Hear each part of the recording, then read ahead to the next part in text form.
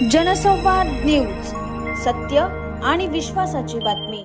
उल्हासनगरात बुधवारी ईद ए मिलाद निमित्त उभारण्यात आलेल्या स्टेजवर पाकिस्तानी गाणं वाजल्यानं वाद निर्माण झालाय। या प्रकरणी हिललाईन पोलीस ठाण्यात प्रक्षोभन दिल्याचा गुन्हा दाखल करण्यात आलाय। उल्हासनगरच्या कैलास कॉलनी चौकात बुधवारी सकाळी 11च्या सुमारास हा प्रकार घडला। या ठिकाणी ईद निमित्त निघणाऱ्या मिरवणुकीसाठी स्टेज उभारण्यात आला होता। या स्टेजवर नेहाल अब्दुल वाहिद अन्सारी या तरुणाने पाकिस्तानी गाणं लावलं। या गाण्यात पाकिस्तानच्या समर्थनार्थ शब्द होते। हा प्रकार लक्षात येताच तिथून जाणाऱ्या एका तरुणाने व्हिडिओ चित्रित करून पोलिसांना पाठवला। पोलिसांनी तातडीने दखल घेत संबंधित तरुणाला ताब्यात घेतलं।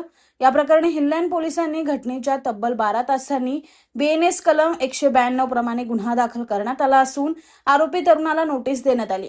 या घटनेनंतर काही राजकीय पक्ष आणि संघटनांनी पोलिसांना कारवाईसाठी निवेदन दिली।